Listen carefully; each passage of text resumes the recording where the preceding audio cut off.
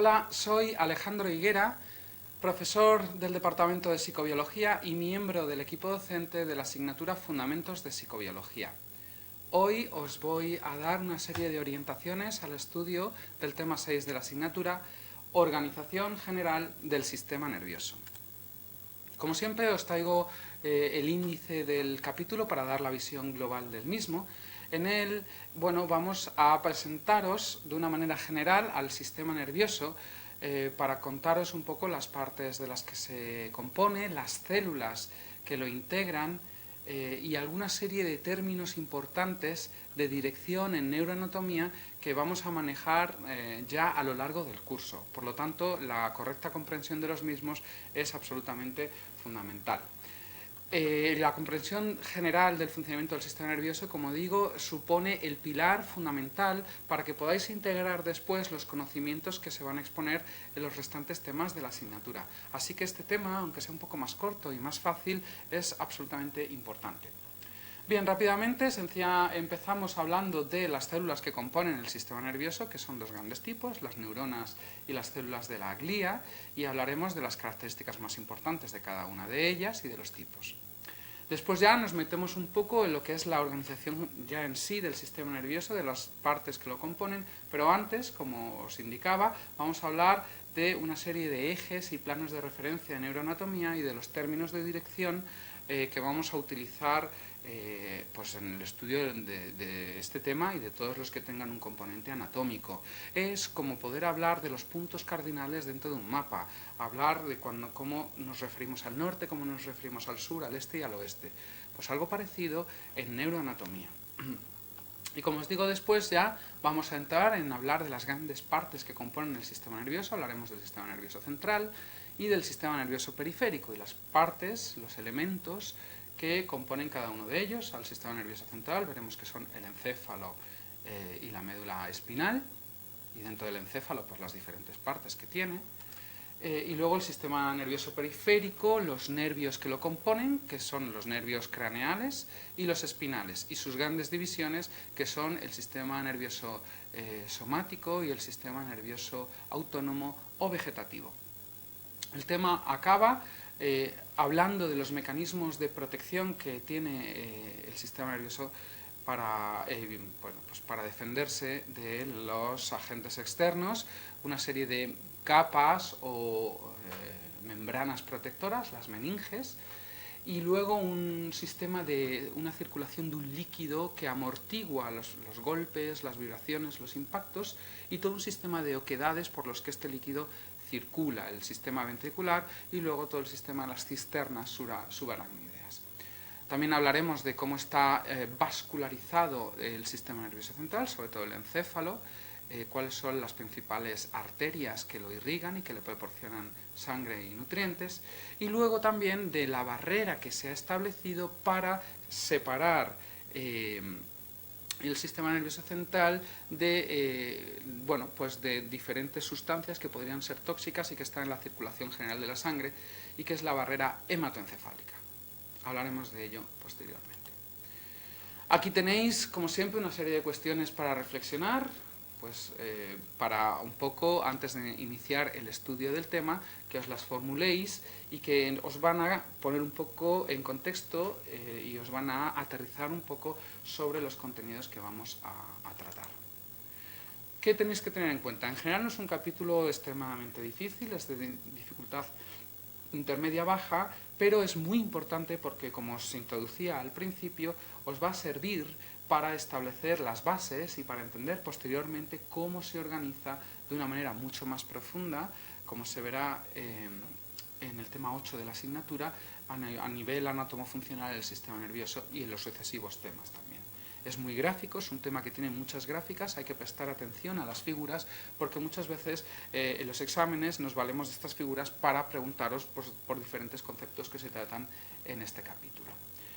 Y también es extremadamente importante que conozcáis muy bien los términos de dirección y los diferentes cortes neuroanatómicos, porque es algo que a partir de ahora vamos a utilizar y manejar de manera recurrente en el resto del temario de nuestra asignatura. Bueno, aquí tenéis una serie también de lecturas complementarias, si queréis avanzar un poquito más. Son lecturas que en general, bueno, pues tienen un componente divulgativo, no son excesivamente especializadas. Tenéis aquí algunos modelos tridimensionales del encéfalo, del cerebro, y bueno, pues cuestiones acerca de contenidos multimedia también sobre el cerebro, sobre en general el sistema nervioso, por si queréis profundizar un poco más. Y en general hay muchos atlas en 3 dimensiones o muchos atlas basados en resonancia magnética, por ejemplo, que después yo os animo a que consultéis pues para profundizar un poco y ver más sobre imágenes reales los contenidos que aquí se tratan. Bueno, pues vamos a hablar ya entonces de las principales células del sistema nervioso. Aquí tenéis que entender cuáles son las neuronas y la glía. En el estudio de las neuronas fue absolutamente importante la obra de Cajal y las aportaciones técnicas que Golgi hizo para favorecer el desarrollo de la técnica o proceder de doble impregnación con dicromato potásico y nitrato de plata, que posibilitó pues este tipo de imágenes, esta como por ejemplo tomada por el profesor Ángel Caminero, y estos dibujos de Cajal. Bueno, aquí tenéis un poco las diferentes aproximaciones a las células, a cómo veían tanto Golgi como Cajal la organización del sistema nervioso. Golgi pensaba que era una red continua, de hecho su visión recibió el nombre de teoría reticular, mientras que Cajal defendió la teoría de la neurona. Decía que las neuronas son las unidades fundamentales que componían el sistema nervioso y que además estaban discretas, es decir, no había una contigüidad física entre ellas. Había una solución de continuidad.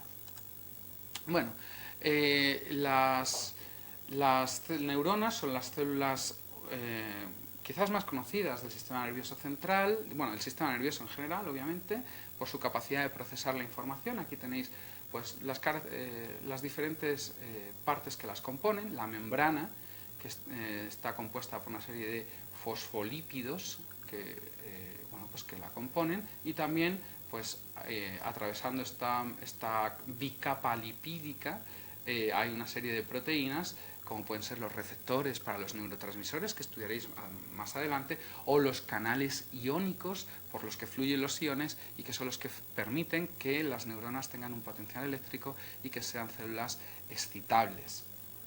Bueno, luego aquí tenéis ya una descripción un poco más detallada, el cuerpo o soma con todos los orgánulos citoplasmáticos. Aquí os recomiendo también que repaséis un poco el curso 0 de biología para psicólogos para repasar también todos los componentes, todos los orgánulos celulares. De este soma pueden surgir unas prolongaciones que se llaman dendritas, como si fueran las ramas de un árbol, ¿verdad?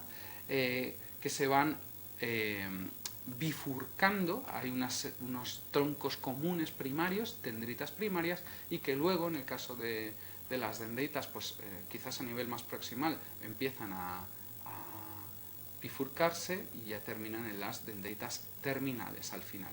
Y luego aquí tenéis un estrechamiento en forma de cono, que es el cono axónico. Aquí es donde se inicia el potencial de acción, y surge una prolongación denominado axón, que ya a nivel más distal, es decir, más distante del cuerpo o soma, se puede dividir formando lo que se llaman colaterales. En los extremos de cada axón hay un botón, un engrosamiento, pues donde se van a producir la liberación de los diferentes neurotransmisores gracias a sus vesículas. También puede haber mitocondrias que se pueden transportar desde el soma hasta el terminal, como veremos después. Y hay lo que se llama la hendidura sináptica, es decir, desde el botón terminal de un axón hasta las dendritas de la neurona siguiente, hay esa solución de continuidad, ese hueco que se llama sinapsis, que es un término que acuñó Charles Sherrington, un fisiólogo inglés de absoluta importancia también. Esto es un poco también para profundizar en los diferentes elementos de la neurona. En el botón terminal, las vesículas sinápticas, que son esas especies de saquitos que contienen a los neurotransmisores.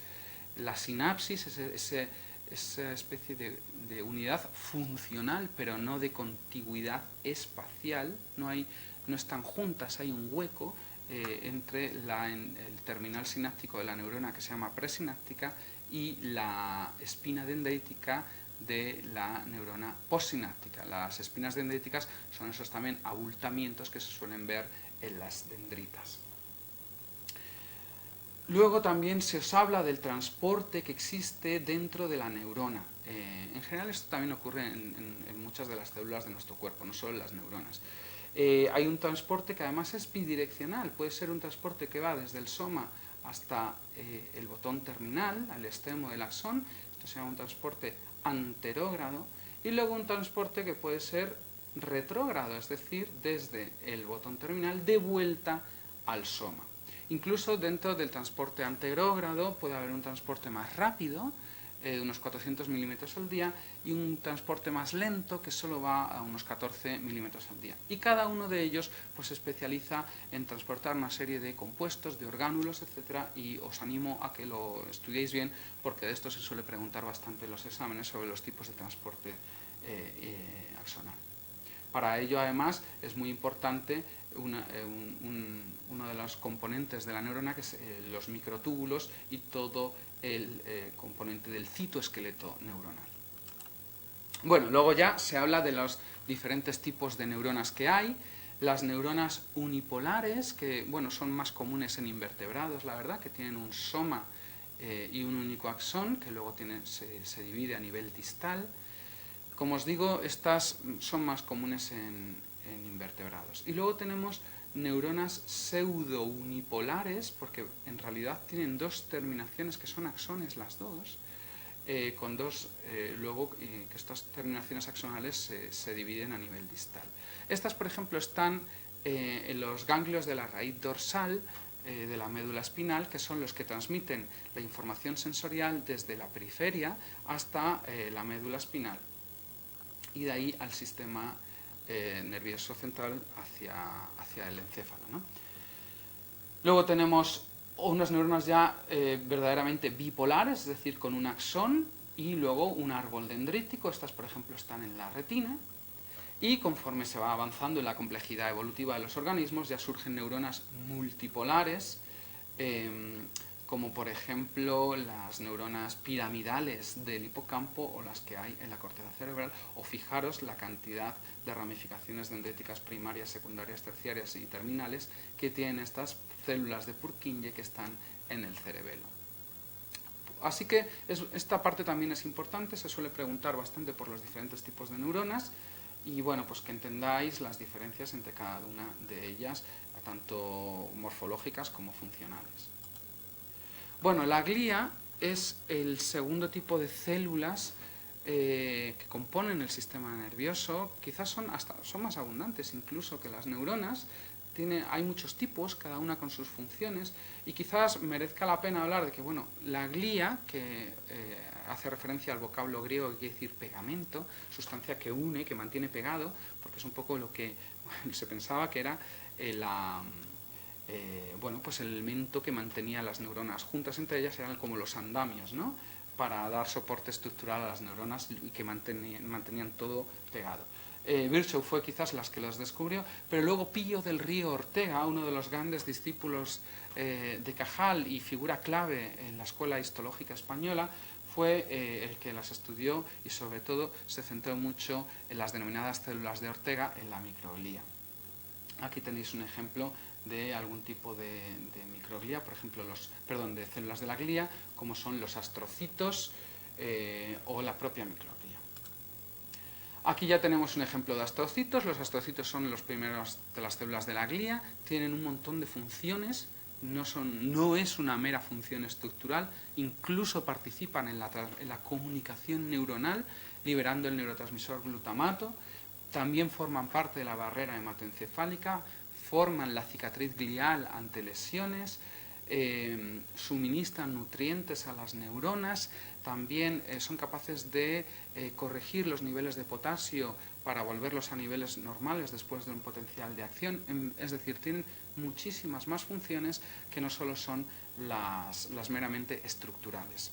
Obviamente se llaman astrocitos por su forma estrellada, como se puede ver aquí. Los oligodendrocitos son las células responsables de la mielinización de los axones. La mielina es una sustancia que sirve de aislante y favorece la conducción del impulso nervioso, haciendo que sea más rápida y más eficiente energéticamente. Por lo tanto, el que haya capa de mielina tanto en los axones del sistema nervioso central, gracias a los oligodendrocitos, como en los del sistema nervioso periférico, gracias a las células de Schwann, es fundamental. Y cuando esta mielina se va perdiendo, pues se dan enfermedades desmielinizantes neurodegenerativas, como por ejemplo la esclerosis múltiple. Quizás lo clave y crucial que tenéis que entender, porque además se pregunta bastante, es que los oligodendrocitos se presentan en el sistema nervioso central, son los que producen la mielinización en el sistema nervioso central, mientras que las células de Schwann son los que lo hacen en el sistema nervioso periférico. Además, un único oligodendrocito puede mielinizar, envolver varios axones, mientras que una célula de Schwann ya en el sistema nervioso adulto, porque en el desarrollo no es así, pero en el sistema nervioso adulto solo mieliniza un único axón. Estas son las características que tenéis que tener más claras. Y ya por fin, la microglía, esas células de Ortega, pues es una célula, un tipo de célula de la glía que tiene un origen inmunológico, un origen inmune, y que por lo tanto, como buena célula inmune que es, tiene una función fagocitaria de ingerir y degradar elementos patógenos externos y también productos de desecho. También liberan unas sustancias que normalmente pueden producir inflamación, las denominadas citoquinas, que estudiaréis en el último tema de la asignatura, y tiene también un papel en las enfermedades neurodegenerativas, y últimamente también se sabe que forma parte de procesos plásticos, incluso favorece la remodelación de las sinapsis. Aunque estas no están en el manual, pero he querido incluirlas porque son también un tipo de células de la glía. Son las células del epéndimo, los tanicitos, ependimocitos y las células epiteliales coroideas. Son las que favorecen la movilización del líquido cefalorraquídeo por los diferentes tubos y oquedades del sistema ventricular y del canal medular. Bueno, pues aquí tenéis el esquema básico que tenéis que tener clarísimo. Esto lo tenéis que, tener en vuestra mente con claridad meridiana, que consiste en la división entre el sistema nervioso central, sistema nervioso periférico, dentro del sistema nervioso central, encéfalo y médula espinal, y los componentes del encéfalo pues son los hemisferios cerebrales, el diencéfalo, el mesencéfalo, el puente, el bulbo raquídeo y el cerebelo. Aquí lo tenéis, todo esto. Y en el sistema nervioso periférico, saber que además se divide en dos, en una parte somática, que es la que transmite información sensorial hasta la médula espinal, y una parte efectora también, una parte aferente, que es la que transmite información sensorial, y una parte efectora, que es la que envía las órdenes motoras. Y luego tenemos ya una parte que se llama sistema nervioso autónomo, porque se pensaba que era autónomo, era autosuficiente, aunque últimamente se sabe que también está bajo un cierto control del sistema nervioso central, y que tiene dos ramas, la rama simpática y la rama parasimpática, cada una de ellas con sus nervios aferentes, es decir, que mandan información hacia el sistema nervioso central, tanto médula espinal como encéfalo, o eferentes, es decir, que mandan información motora hacia las glándulas, ¿de acuerdo? O sea, hay, insisto, una serie de nervios aferentes que transmiten la información sensorial del estado de las glándulas, etc. Y una serie de nervios eferentes que son las que mandan las órdenes de secreción de diferentes hormonas, etc., hacia las glándulas. O sea, este sistema nervioso periférico inerva glándulas, también el corazón, diferentes órganos de la periferia. Bueno, pues aquí tenéis esa gran división entre sistema nervioso central y sistema nervioso periférico, con los integrantes de cada uno de ellos, y como os digo, este esquema es fundamental, se pregunta bastante en los exámenes. Y ya por fin, aquí sí me voy a detener un poquito más, son los planos y los ejes de referencia, así como los términos de dirección cuando estamos hablando de conceptos en neuroanatomía. Mirad, La neuroanatomía muchas veces en su inicio se estableció en animales cuadrúpedos, entonces tenéis que entender que esto condicionó el origen de los términos. Por ejemplo, pensad en una rata. En una rata, lo que se llama el neuroeje, es decir, ese plano imaginario que corresponde a la médula espinal, tiene una continuidad con el encéfalo, porque estos animales son cuadrúpedos. O sea, es un neuroeje que siempre está en una misma dirección. Esto condiciona pues que no haya cambios en los términos de dirección y que lo que se dirige hacia, si queréis, el hocico del animal, toda esa dirección hacia adelante es rostral, también se llama anterior, y todo lo que va hacia la cauda, hacia la cola del animal, será caudal o posterior. Todo lo que va hacia el dorso del animal, hacia arriba, es dorsal, y lo que va hacia su vientre, hacia abajo, es ventral. Sin embargo, esto cambia porque nosotros, nuestra especie, al estar en bipedestación, tiene un cambio en el ángulo, en el neuroeje, en este neuroeje.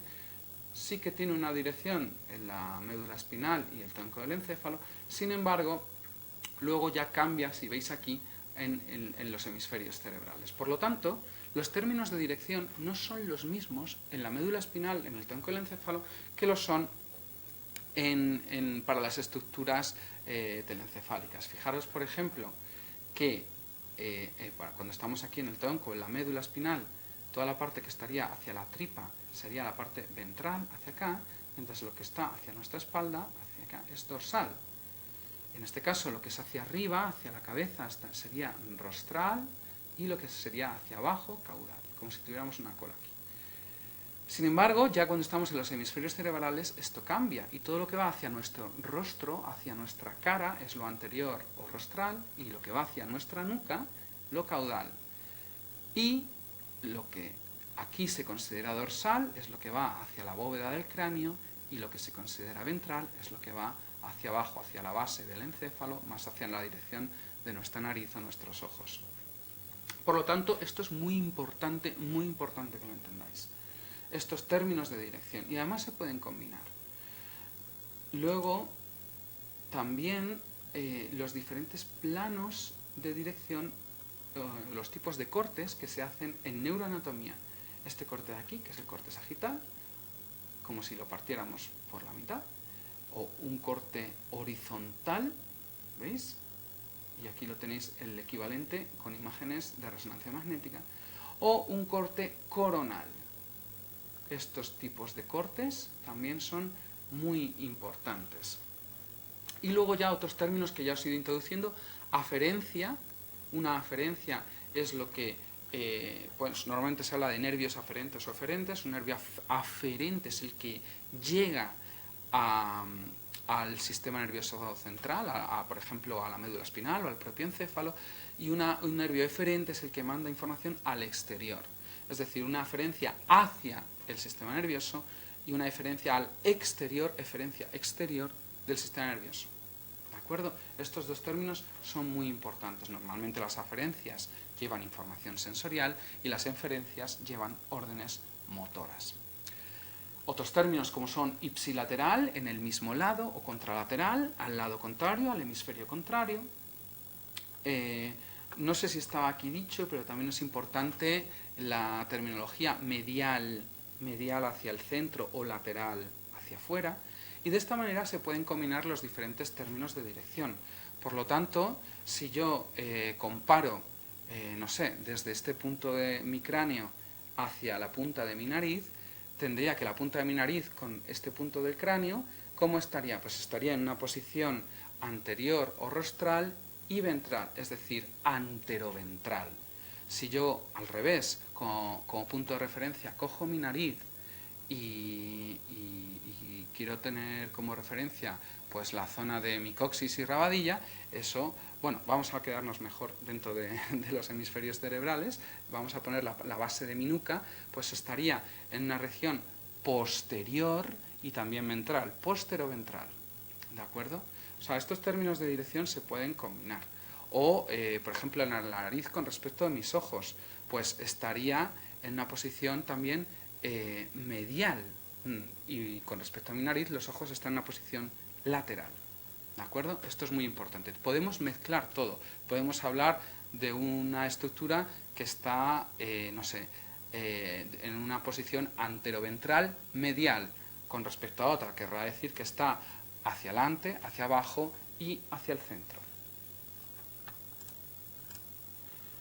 Bueno, ya voy a ir un poco más rápido porque estos son ya aspectos que debéis de estudiar, pero ya está. Se os habla de las diferentes...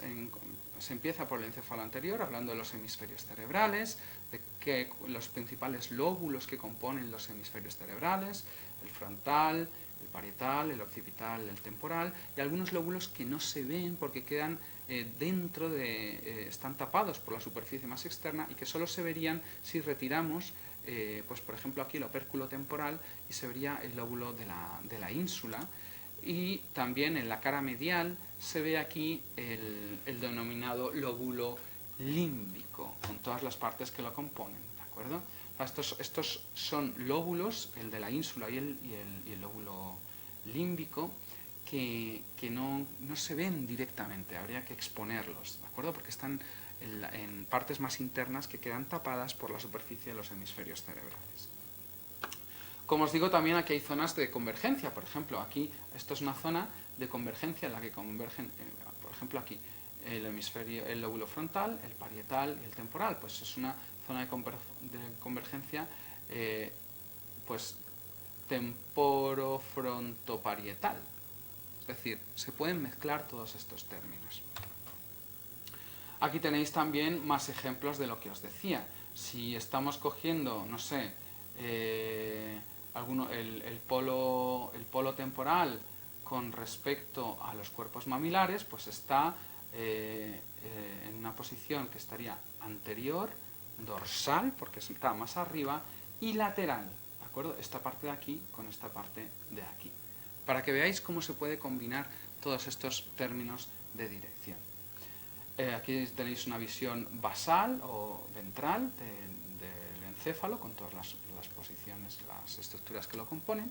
Y luego ya, después de hablar de los hemisferios cerebrales, hablamos del diencéfalo con las partes que también lo constituyen: el tálamo, el hipotálamo, el epitálamo y el subtálamo.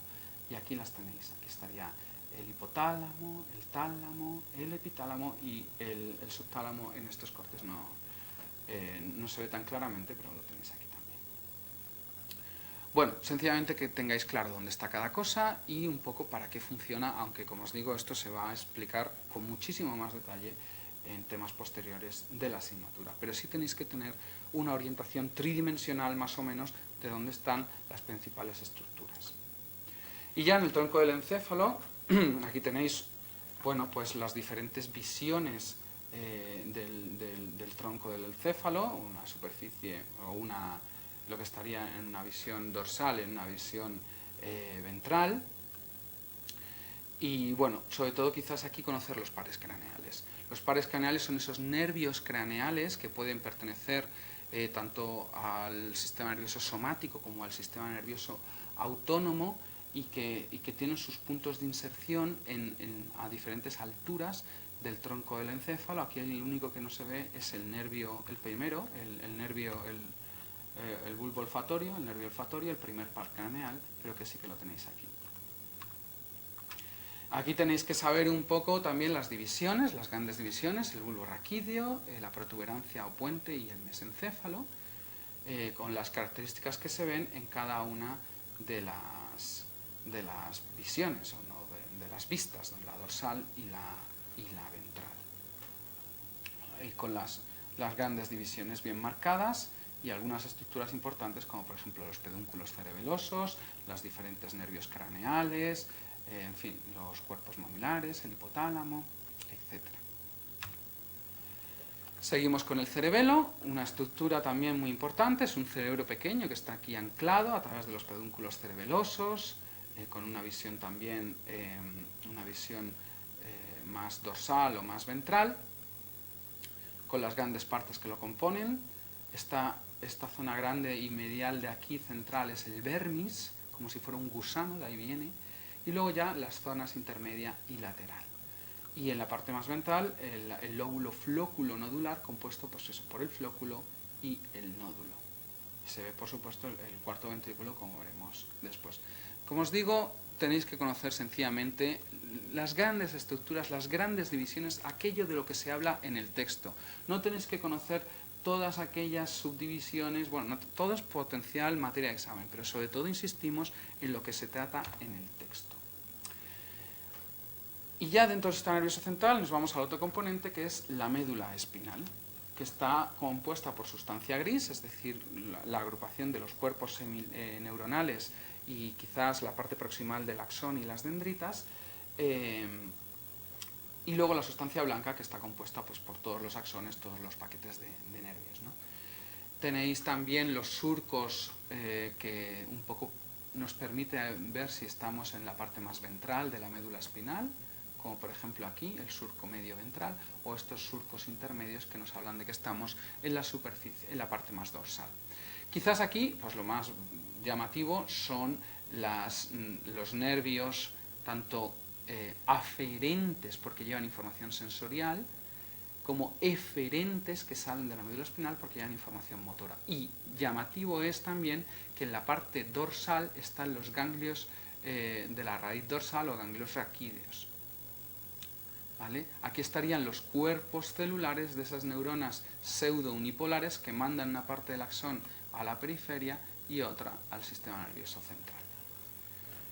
Está dividida por una serie de segmentos, la médula espinal, los cervicales, con sus nervios cervicales, los torácicos, los lumbares, los sacros y los cocígeos. En realidad la médula espinal acaba en el segundo segmento lumbar y luego ya empieza la cauda equina o cola de caballo, que estos son las prolongaciones de los nervios espinales.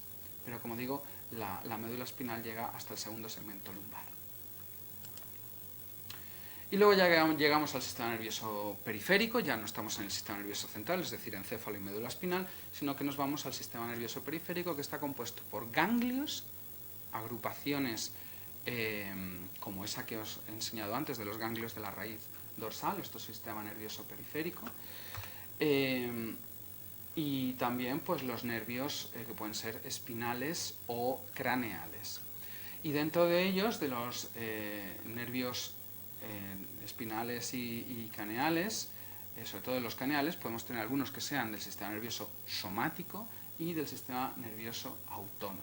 Y dentro de este, recordaros, aunque esto lo estudiaréis con mucha más calma en el tema 13, que hay una división, en el tema 12, perdón, una división simpática y una división parasimpática. Pero bueno, sí que tenéis que saber un poco, sobre todo con los nervios craneales, es algo clásico que se estudia en estas disciplinas, pues todas las funciones que tienen, los órganos a los que inervan. Hay algunos que tienen una función más sensorial, llevan información sensorial, otros que tienen una función puramente motora, y hay algunos que son mixtos, sensorial y motor. Algunos son exclusivos del sistema nervioso somático y otros también inervan órganos y glándulas, por lo tanto pertenecen al sistema nervioso autónomo. ¿De acuerdo?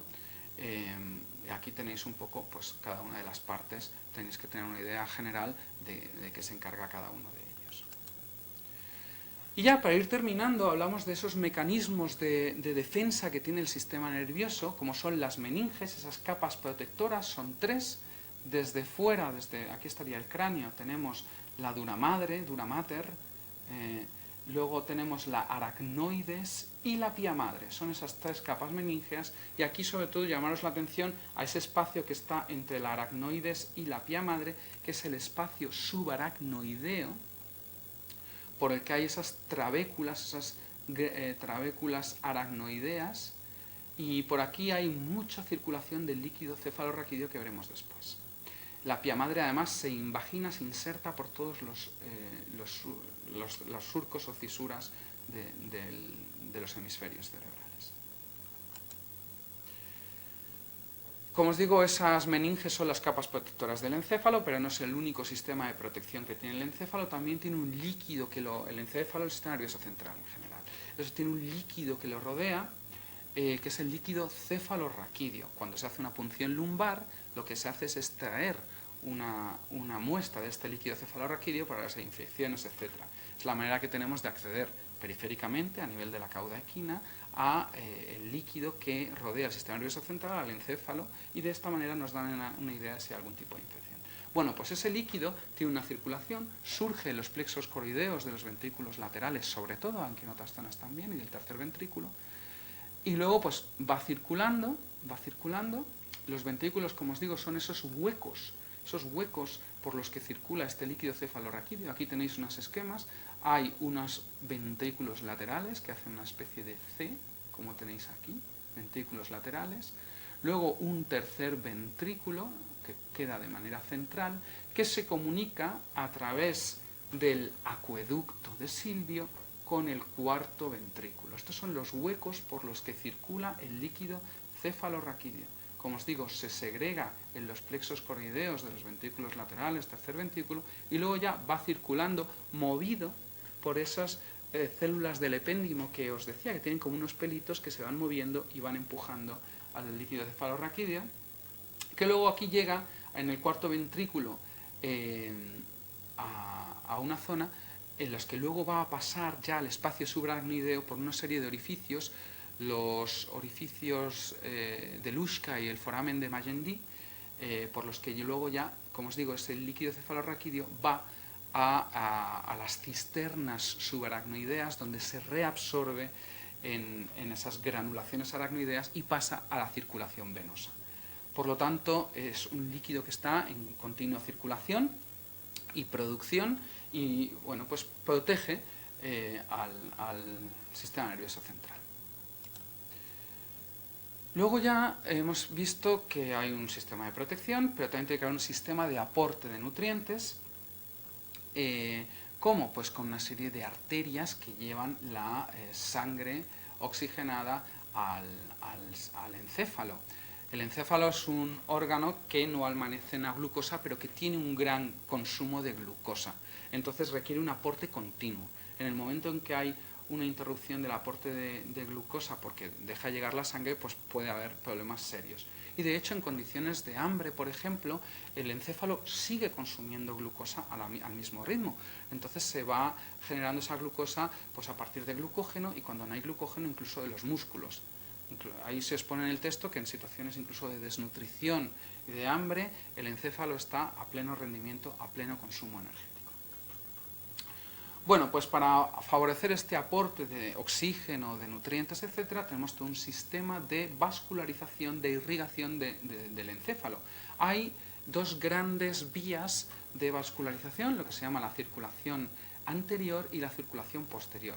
La circulación anterior procede de la arteria, de las arterias carótidas, y ya más concretamente de la arteria carótida interna, y la circulación posterior de las arterias vertebrales, que luego confluirán en la arteria basilar. Estos dos grandes sistemas son muy importantes porque, como su propio nombre indica, el sistema de circulación anterior va a irrigar toda la parte anterior del encéfalo, la parte del lóbulo frontal y algunas partes anteriores del lóbulo parietal, mientras que la parte posterior, la que viene de las arterias vertebrales, se va a encargar pues, de la parte más posterior, de toda la zona del tronco del encéfalo y de la parte más caudal del diencéfalo. Bueno, aquí tenéis por donde proceden. Aquí surge ya la arteria basilar, como veis, está grande, que se aloja en lo que se llama el surco basilar. Y luego ya llegan las arterias cerebrales, que proceden, que esto ya son tanto la cerebral media como la cerebral anterior, ya forman parte de todo ese sistema de circulación anterior. Y la circulación anterior y la posterior confluyen en esta parte de aquí, que se llama polígono de Willis. Este polígono de Willis forma un sistema de seguridad que permite que si hay una interrupción en algún punto, la circulación pueda seguir por todo el sistema complementario que lo compone, ¿vale? Entonces, el que sea un circuito cerrado también favorece un poco que se pueda redistribuir la circulación en caso de necesidad. Bueno, aquí que tenéis que tener en cuenta, sobre todo, qué partes del encéfalo están irrigados por cada una de las arterias, por ejemplo, toda esta parte frontal anterior por la arteria cerebral anterior y la parte también un poco más anterior del lóbulo parietal, y luego ya que la cerebral media irriga partes posteriores del lóbulo parietal incluso algunas partes también posteriores del frontal. Pero bueno, y luego toda la parte del tronco, etcétera, por la arteria basilar y los demás elementos de la circulación posterior. Eso es muy importante que entendáis, porque el fallo, el bloqueo de sangre en alguno de estos puntos va a afectar selectivamente a diferentes áreas del encéfalo. Y ya para terminar, sencillamente hablaros de lo que compone esa barrera que favorece que no haya el paso de elementos tóxicos de la circulación general de la sangre al sistema nervioso central. Es la barrera hematoencefálica, está compuesta por las células endoteliales que en los capilares del sistema nervioso central están muy selladas, formando uniones estrechas que son las que impiden el paso de sustancias desde el capilar a lo que es el encéfalo.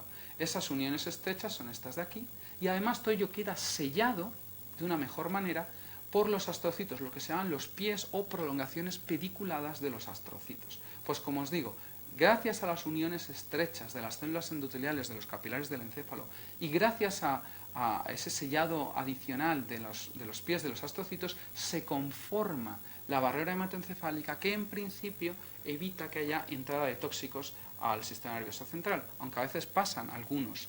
A veces pasan, como por ejemplo, imaginaros el propio alcohol, algunas drogas, la heroína, la cafeína, son por su composición química, son sustancias más o menos polares que permiten el paso a través de estas uniones estrechas y sí llegan al sistema nervioso central. Además, hay algunas zonas del sistema nervioso central que no tienen barrera hematoencefálica, los denominados órganos circunventriculares, como el órgano vasculoso de la lámina terminal, el órgano subfornical o la propia región anteroventral del tercer ventrículo. Todas estas zonas no tienen barrera hematoencefálica. ¿Por qué? Bueno, pues porque tienen que tener, sirven para detectar la composición de nutrientes, de sales minerales de la sangre, y gracias a eso pues nos generamos las sensaciones de sed o de hambre. Entonces son zonas que sí que deben de tener un contacto más directo, pero el resto sí está muy bien protegido por esta barrera hematoencefálica que tenéis aquí. Bueno, pues por mi parte nada más. Espero que hayáis podido sacar conceptos claves de esta explicación y os deseo mucha suerte para el estudio de este tema y de los demás de la asignatura. Muchas gracias.